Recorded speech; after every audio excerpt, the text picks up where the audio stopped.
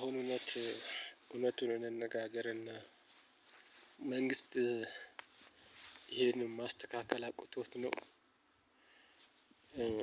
አሁን የኔ ህይወት ካንተና ከሃጫሉ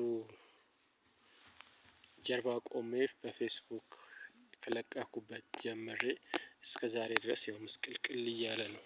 አንድ ቀን ህይወቴ ተስተካክላ በእውነት ተደስቼ ኖሬበት አላውቅም። ምክንያቱም ከዛን ጊዜ እኔ እንጃ እኔ አሁን ሳስበው በአሁን ሰዓት እንደ የዚህን የመንግስት ቤተሰብ ገድያለሁ እንዴ ነው ምን አርግቼው ነው ብዬ ነው የምማረረው። ራሴን ሁሉ የምጠይቀው ምን አርግቼው ነው?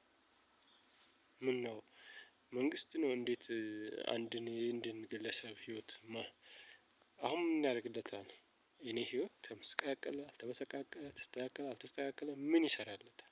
በቃ ግን ፈጣሪ ከዚህ ከስራ ላይ ከስልጣን ላይ ያንሳህ ነው የምለው። እግዚአብሔር ካለ ያንሳህ ነው የምለው። እውነት መረረኝ መጨረሻ መሮኛል። እኔ ወንድምነትን በቃ አስቤ ነበረ የተሳሳተ ከሆነ በቃ እግዚአብሔር ያንሳህ። እኔ ህይወቴ ለምን ይመሰቃቀላል? ለምን እሰቃያለሁ? እስከመቼ ነው እየተሰቃየሁ የምኖረው? ስቃይ ምንድነው?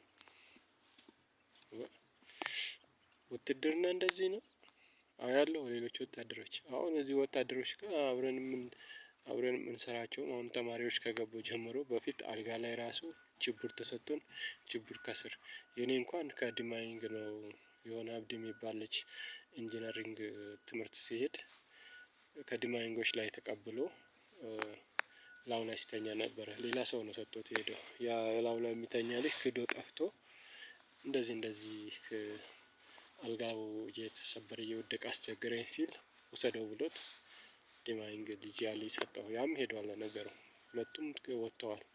ግን ያንን ደግሞ ልጁ ወደ ኢንጂነሪንግ ትምህርት ሲሄድ ለኔ ሰጥቶኝ ሄደ ከነአልጋው ላይ ነው ላዩ ላይ የሚተኛው ኮሌጁ የገዛው አይደለም። አሁን በአሁን ሰዓት ተማሪዎች መጥተዋልና አንተ ችቡድ ከስር አርግተህ መተኛት የለብህም ለተማሪ ነው መሰጠት ያለበት ብሎ ተቀበሉኝ ወሰዱት። እሺ ውሰዱት አልኩ። አልጋው ያለ ችቡድ ላዩ ላይ ስትተኛ ይወድቃል መሬት። ሁሌም እየወደቀ እየተነሳ ነው ላዩ ላይ የምተኛው። ሰባራ ነው ደግሞ ይሁን መሬት ላይም ብተኛስ ኬንዳ አንጥፌም ብተኛስ ችግር የለውም ብዬ ተውኩት። እንግዲህ ጥላቻ ነው ይሄም። ሁለተኛ ነገር ደግሞ ዋርድያ አትጠብቅ ተብዬው ይኸው 2 ወር ነው እንደዚህ ወር ነው 2 ወር ከዋርድያ ነፃ አርግተውኝ ደግሞ አሁን ደግሞ ትንሽ ቆዩና ትላንትና ከትላንት ወዲያም ዛሬም ስጠብቅ ቆየሁ።